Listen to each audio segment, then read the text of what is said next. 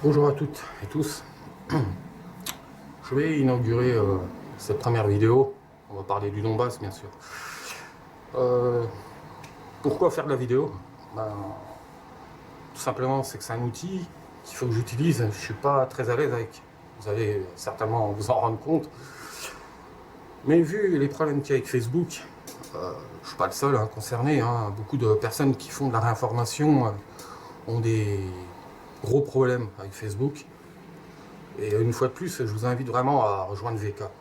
Parce que Facebook, de mon point de vue, c'est terminé. Je pense que vraiment, à moyen terme, il restera sur Facebook que les personnes qui publieront leurs photos de vacances. C'est très intéressant, mais à titre personnel, ça ne m'intéresse pas. Les gens qui ont acheté une nouvelle voiture ou qui viennent de construire une piscine dans leur jardin, enfin voilà. Sincèrement, j'en ai rien à foutre. Je vais pas sur Facebook pour me coltiner ce genre de conneries. Je vais sur Facebook pour me réinformer et contribuer à la réinformation.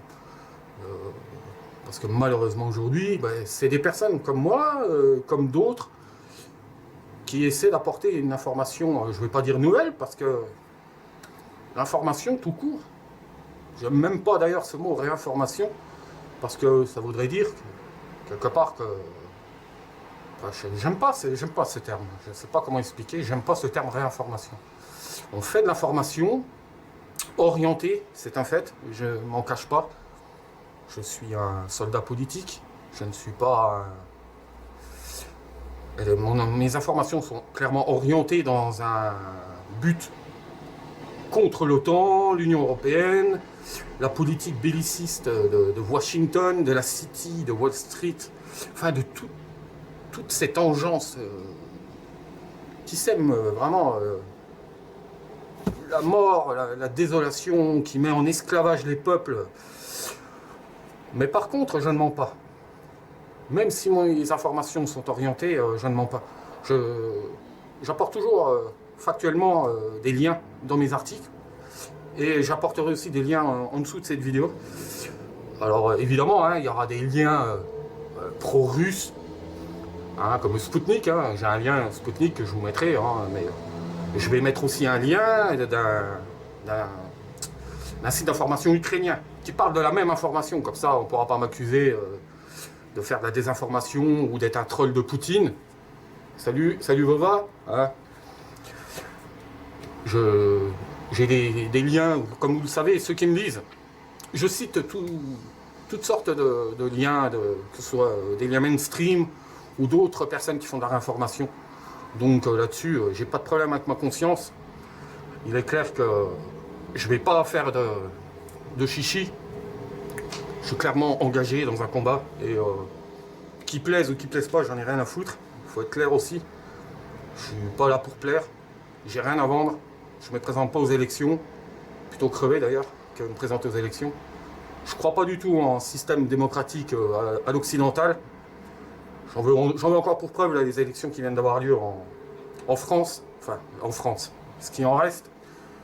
Vu que ça fait 40 ans que ce pays est ruiné et détruit par ces oligarques et tous ces porcs corrompus. Donc, les élections, je vais vous dire franchement, arrêtez d'être déçus par le résultat des élections, parce que si vous vous attendiez à autre chose, il faut arrêter de rêver et redescendre sur terre, vraiment. Quoi. Je veux dire, les élections libres en France n'existent pas, quoi. C'est la loi du plus fort, et le plus fort, c'est pas le plus baraqué, c'est celui qui a le plus de fric et qui est soutenu par le pouvoir de l'argent. On l'a vu avec Macron, je veux dire. Donc, les législatives, c'est la même chose. Je vois des sympathisants du Front National, de l'UPR, des Insoumis, du Parti communiste ou autres, d'être déçus. C'était écrit. Macron est passé président contre Marine Le Pen, c'était écrit aussi. Il était clair qu'aux législatives, les gens qui ont voté pour Macron allaient se mobiliser pour lui accorder une majorité absolue à l'Assemblée nationale. Le deuxième tour confirmera ceci. Macron aura largement 400 députés à l'Assemblée nationale pour avaliser ces lois. C'est tout, l'Assemblée nationale, avec Macron, ou de toute façon avec Hollande ou Sarkozy avant. c'est des partis de godillots qui n'ont pas le droit de penser différemment. On l'a vu d'ailleurs avec Hollande, où il y a eu les fameux frondeurs. Bon, c'est des baudruches, hein, faut pas se voiler la face, mais qui ont essayé d'émettre une opinion un tantinet différent contre certaines lois que présentait Manuel Valls, Manu la Tremblote, hein, le gazeur de poussette, comme je l'appelle aussi. Hein. On a vu ce que ça a donné. Rien. Donc Macron aura sa majorité. Ben moi je dirais tant mieux. Tant mieux qu'il ait une majorité écrasante, histoire de bien, encore une fois, j'espère, faire ouvrir les yeux au peuple, aux gens, même aux gens qui ont voté Macron, parce que dans 6 mois, et encore, on est au mois de juin, je pense que déjà au mois d'octobre, il y en a qui vont aller acheter des Kleenex, à défaut de vaseline, hein, comme je l'avais dit le soir de son élection. Donc, le temps joue pour nous. Gardez la foi. Hein. Ils vont vite en revenir de Macron. Hein. Hein, tous les guignols, la CGT, ah putain, la CGT. Eh les gars, je parle pas des militants de base qui sont sincères, hein, honnêtement. Je parle pas des mecs qui sont à l'usine. Je parle de cette espèce de... Comment il s'appelle déjà là, il est tellement insignifiant, j'arrive même pas à retenir son nom là, celui qui dirige la CGT. C'est pour vous dire vraiment le niveau du mec, quoi. Le moustachu là, Martinez, voilà. Oh là là là. Ça vraiment quelle pitié. Ces mecs là qui ont appelé à voter Macron pour faire barrage au fascisme, les mecs qui vont voter pour un banquier, quoi. Mais restez chez vous, arrêtez cette mascarade. Enfin voilà ce que je voulais dire, je vais pas m'étendre sur les élections françaises parce que franchement, c'est pas très intéressant, pour être honnête. C'est pas là que le combat se joue de toute façon. Donc dimanche, au pire, faites-vous plaisir. Allez voter contre les candidats En Marche, peu importe qui c'est qui est en face. Alors là, j'imagine les frontistes hurler qu'il est hors de question d'aller voter pour un candidat venant de la France insoumise. Et j'imagine les sympathisants militants de la France insoumise hurler au scandale. Comment ça, aller voter Front National? Ben oui, arrêtez de nous emmerder. C'est le danger, c'est pas le Front National ou les insoumis. Le danger, c'est Macron et puis la banque. Donc sortez-vous les dos du cul, hein, et puis arrêtez vos divisions à la con. Parce que le programme économique du Front National ou des insoumis, c'est le même. Hein. Après, il y a le problème de l'immigration. Ouais, vous n'êtes pas d'accord là-dessus, c'est vrai. C'est vrai. Mais c'est pas l'immigration qui gère notre pays, c'est l'économie. Hein. Donc, libre à vous d'aller voter Macron ou de vous abstenir. Mais quand Macron et sa clique, là, hein, ils vont commencer à encore bien détruire le code du travail et tous nos acquis sociaux, hein, il sera un peu tard pour pleurer. Hein. C'est pas aller avec vos pancartes dans la rue que vous allez le faire reculer, le garçon. Hein. Il va falloir peut-être monter d'un cran la contestation, si vous voyez ce que je veux dire. D'accord? Donc faites ce que vous voulez dimanche, je vous le dis clair et net. Hein. Moi, les lois Macron, j'en ai rien à foutre, elles ne me concernent plus. Hein. J'habite plus en France, comme vous le savez, pour ceux qui me suivent. Hein. Et je vais être clair, je n'ai pas l'intention de venir revivre en France. Si je peux aider mes compatriotes en faisant de la réinformation et en défonçant la gueule de ces oligarques, je ne vais pas m'en priver. Hein. Mais moi, revenir vivre en France, c'est franchement pas de mal à veille, hein, je vous le dis. Hein. Parce que vraiment... ouais, c'est assez triste quand même. Mais je vous accompagne, il n'y a pas de problème, je vous oublie pas d'où je viens. Hein. Mais vivre sous la France de Macron, c'est sans moi, quoi. On est ok. C'est clair, net, précis, quoi. Par contre, je vous filerai un coup de main. Hein, Macron? Et puis, j'ai pas fini de vous faire chier. Hein.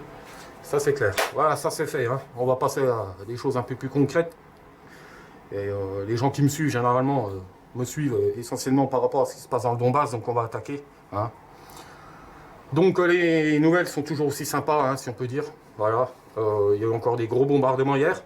Et particulièrement cette nuit, et je viens de l'apprendre, c'est pour ça que je me motive à faire cette vidéo, parce que j'en ai un peu ma claque d'écrire toujours la même chose, donc peut-être le besoin de parler aussi. Mais 2 civils ont encore été tués cette nuit à Donetsk, toujours dans ce fameux village de Trudovski, qui est dans le sud-ouest de Donetsk. Hein. Donc je mettrai une carte avec la vidéo sur mon mur, pour ceux qui savent, qui ne situent pas où c'est, quoi. Hein. C'est en face de Marinka, une ville qui est temporairement occupée par l'armée ukrainienne. Et malheureusement, une femme et son gosse sont morts sous les bombardements. Alors, Je sais pas si c'est du mortier ou de l'artillerie ou quoi. Puis rien, ça n'a aucune importance. Malheureusement, le résultat, c'est que voilà, encore une femme et son gosse sont morts à Trudowski. La semaine dernière, c'était encore une femme de 37 ans qui a été tuée. Et son gamin qui a été grièvement blessé, qui est toujours dans un état grave. Hein. Je vous le donne dans le mille, hein. Quand vous tapez Ukraine, là, il est à Donetsk, il est 11h30, donc il est 10h30 en France, en Europe de l'Ouest, hein, on va dire. Je viens de regarder encore une fois, hein, je vais regarder encore dans la journée. Il n'y a absolument aucun article, personne n'en parle, hein, bien évidemment. Par contre, pour nous raconter que 7 soldats ukrainiens ont été tués en 3 jours sur le front, vous pouvez vérifier, c'est du factuel, hein, encore une fois. Hein. Vous tapez Ukraine, là par contre vous tapez sur 48 heures, parce que ça date d'hier ou d'avant-hier, les articles. Vous verrez, hein, Ukraine, 7 soldats ont été tués par les pro-russes et compagnie. Alors, je veux dire, moi je veux bien, ok, effectivement, c'est probable, 7 soldats ukrainiens sont morts sur le front. Ouais, ben, c'est les mêmes enfoirés qui tuent les civils depuis 3 ans et dont nos médias n'en ont rien à faire, quoi. Donc, je veux peut-être pas être inhumain, mais franchement, j'en ai rien à foutre que 7 soldats ukrainiens soient morts, quoi. Cassez-vous! Qu'est-ce que vous foutez là?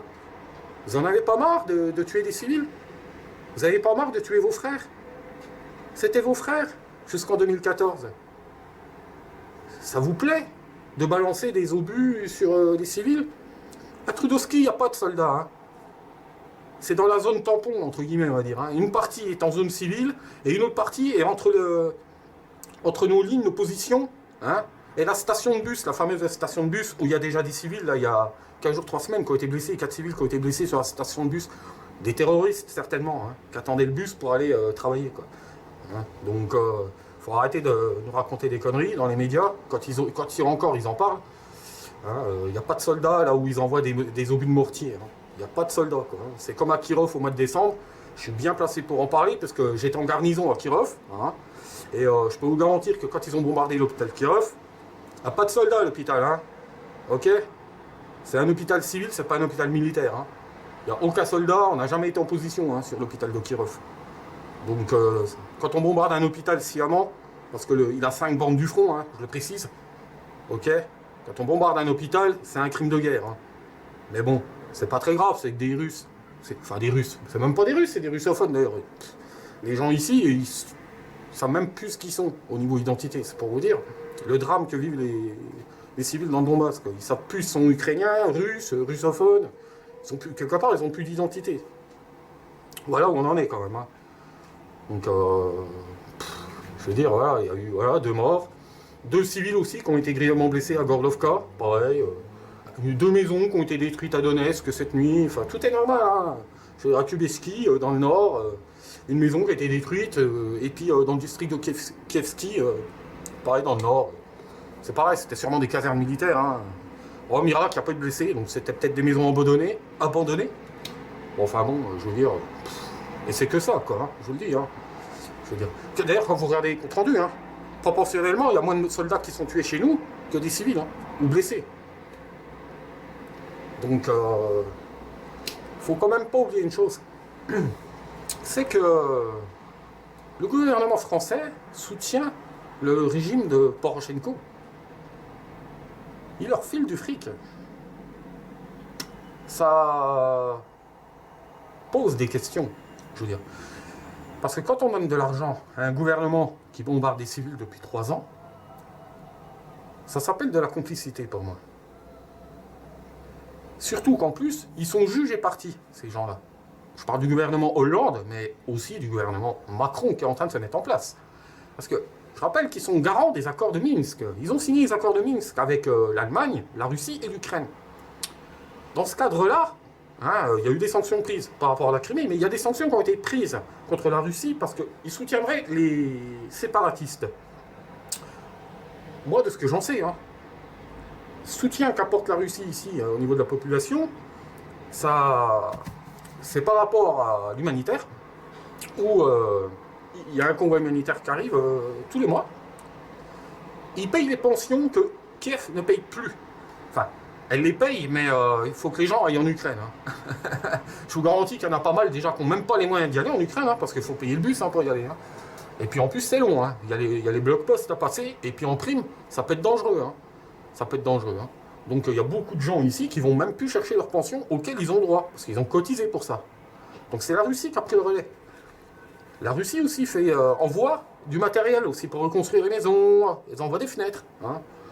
Donc voilà comment la Russie soutient le peuple du Donbass. Quoi, hein. Ils n'ont pas de chars, ils n'ont pas des chars, ils n'ont rien du tout, hein, des chars, hein, quasiment pas. Hein, donc arrêtez de nous emmerder avec ces conneries, à nous raconter qu'il y a 70 000 soldats russes dans le Donbass, et puis qu'on a 700 chars. Hein.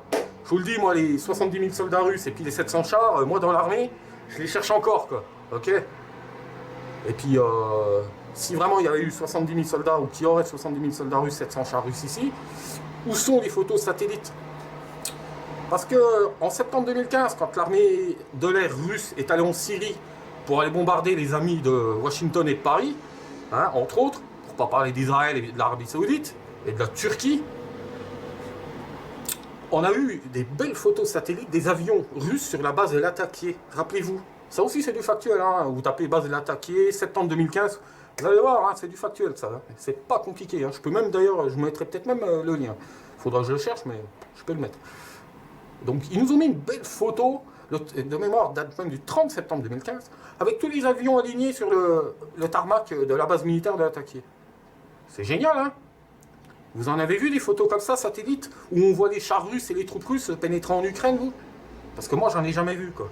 Hein? À part nous mettre des photos de chars, hein, les pro-Ukrop, là, qui vont peut-être regarder ma vidéo, et les baltringues. Vos photos à la con, là, où vous nous mettez une colonne de chars avec 2 arbres et une route, et que vous nous dites que c'est une colonne de chars de l'armée russe qui est dans la région de Donetsk, permettez-moi de vous dire que vous êtes des humoristes qui vous ignorez. Parce que moi aussi, je peux le faire, ça, si vous voulez. Je prends des chars Abraham, hein, sur une route, avec 3 arbres, et je dis que c'est des chars qui sont en Ukraine. Ça va être vachement crédible, hein, les mecs. Hein. Donc, votre propagande, il va peut-être falloir élever le niveau, quand même. Hein. Ok.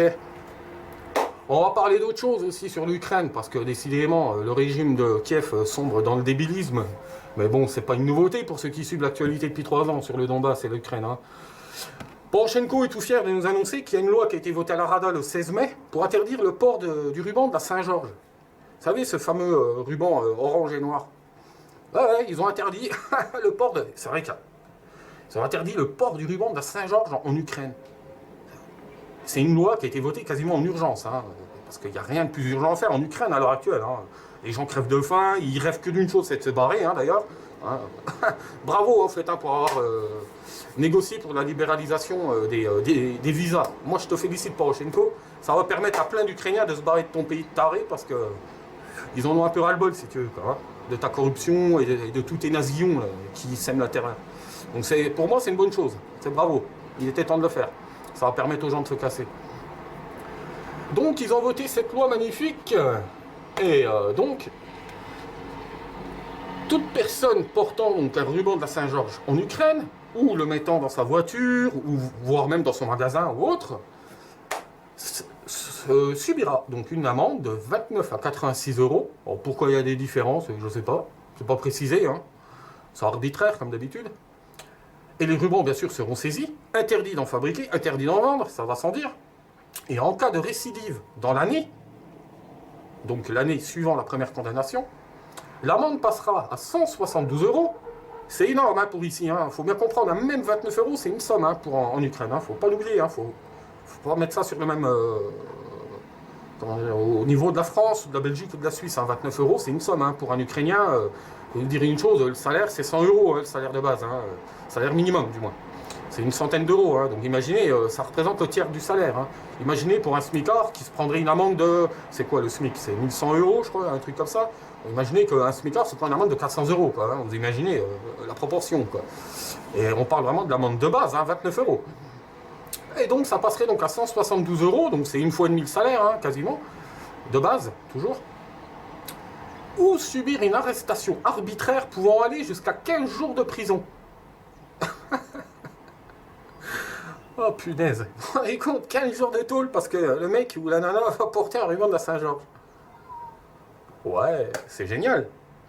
C'est certainement ce que Poroshenko, Paris et Washington appellent les valeurs de la démocratie occidentale. Ça fait rêver. Hein. Vraiment. C'est comment déjà? Comme je le répète souvent dans mes articles, j'aime bien rigoler avec ça. C'est la révolution de la dignité. C'est comme ça que vous l'avez appelé, votre révolution, les... Ouais. Alors pas la même conception de la dignité, à mon avis, hein, je vous le dis. Hein. Parce que bon, la dignité, c'est déjà pouvoir vivre de son salaire. Enfin, quand on a un boulot, hein. Parce que vu le nombre d'usines qui sont en train de fermer en Ukraine, vu que vous avez fait un blocus sur le Donbass, puis vous ne recevez plus de charbon, vous voulez plus du gaz russe, vous l'achetez en Europe, mais évidemment vous le payez plus cher, hein, faut pas rêver. Hein. Et puis en plus, enfin vous le payez plus cher. Oui, mais en même temps, de toute façon, c'est avec le pognon que vous prête l'Union Européenne, le FMI. Mais bon, c'est assez sympathique, quoi. Hein. C'est assez sympathique. Qu'est-ce que je voulais vous dire d'autre? Ouais, je crois que j'ai fait à peu près le tour. J'ai fait à peu près le tour. Vous dire qu'une chose, c'est qu'ici, ouais, les gens, c'est quand même, la vie est quand même assez difficile. On va pas se voiler la face. Hein, c'est la guerre déjà. Hein. Il y a quand même comme je vous l'ai dit, il y a beaucoup de morts, des blessés, pas mal de destruction, en tout cas, surtout sur la ligne de front. Hein, le centre-ville n'est plus bombardé hein, depuis 2015. Après, il y a des districts en retrait du front hein, qui peuvent être bombardés. Hein. Moi, je l'ai vécu 3 fois vers chez moi, dans le district. J'habite dans le district de Leninsky à Donetsk, pas loin du cirque. Je devrais pas dire ça, ils vont peut-être allonger le tir. Hein. Non, je déconne, on va pas tomber dans le pathos. Mais ouais, par contre, si quand même. Dans un rayon de 6 à 800 mètres de mon immeuble, on a été bombardé. Enfin, on a été bombardé. Ça a tapé 3 fois, dont une fois assez violemment le 23 février. Et on est quand même à, je sais pas, à vol d'oiseau, je dois quand même habiter à 7-8 km du front quand même. Hein. Donc bon, et bien évidemment, il n'y a pas de militaires là où ils ont bombardé. Hein. C'est clair, hein. C'est le quartier qui est vers le cirque. Hein. Vous pouvez faire un map, regardez le cirque Cosmos. Hein. J'habite dans un rayon de 1,5 km du cirque Cosmos, il n'y a pas de caserne militaire, hein, c'est vers le parc Sherbakova. Hein. Donc bon, c'est un lieu culturel, un parc. Hein. C'est certainement une cible prioritaire pour l'artillerie ukrainienne. Hein. Donc si des pro-Ukrop m'écoutent, prévenez vos amis ukrainiens là, et vos copains soldats ukrainiens. Ça n'a pas grand intérêt de bombarder ce coin-là. Hein. Il n'y a pas de pièces d'artillerie de notre armée qui se positionnent là. Hein. Donc, à part éventuellement faire un dommage collatéral et blesser ou tuer des civils, c'est tout ce que vous allez réussir à faire. Mais enfin bref. Donc ici par contre, d'un point de vue économique, il y a quand même de plus en plus d'usines couvrent et de magasins. Ça c'est quand même une bonne nouvelle. Ça prouve que l'économie quand même se redresse. C'est loin d'être parfait. Hein. C'est encore une fois... la priorité du budget de la République de Donetsk, c'est malheureusement le premier poste budgétaire, c'est la défense. Hein. Comme tout pays en guerre, hein, je dirais. Hein. Je pense qu'en Ukraine, j'imagine que c'est la même chose. Hein. Faut pas se voiler la face. Hein. Les pays en guerre, la priorité, c'est le premier poste budgétaire, c'est la défense. Mais ils font un gros boulot quand même pour relancer l'économie et tout ce qui concerne l'alimentaire aussi. Hein. Vous avez pu voir le reportage de Christelle Néant d'ailleurs il y a à peu près 2 mois, je crois en arrière, sur la serre bio, où ils font pousser des tomates, mais ils font aussi pousser pas mal d'autres légumes, hein, comme des aubergines par exemple et des choux. Donc, et le tout bio, hein, parce qu'on n'a pas besoin de Monsanto ici. Hein. Monsanto, casse-toi. On n'a pas besoin de ta merde. Hein. Ok, tu gardes ça pour les ricains, ils aiment ça bouffer de la merde. Ok, mais tu viens pas nous polluer. Hein. Ton Roundup et tous tes produits chimiques, hein, Bayer, tout ça. Gardez ça pour vous. Pourquoi vous donnez pas ça à bouffer à vos gosses d'ailleurs, tiens? Tous ceux qui ont des actions à la bourse, de Monsanto et compagnie. Je suis sûr qu'ils n'en consomment pas de leur merde. Hein. Donc on n'a pas besoin de votre merde. Gardez ça pour vous. Hein. Je plains les Ukrainiens hein, d'ailleurs, hein, parce que Monsanto rachète des terres. Bon courage.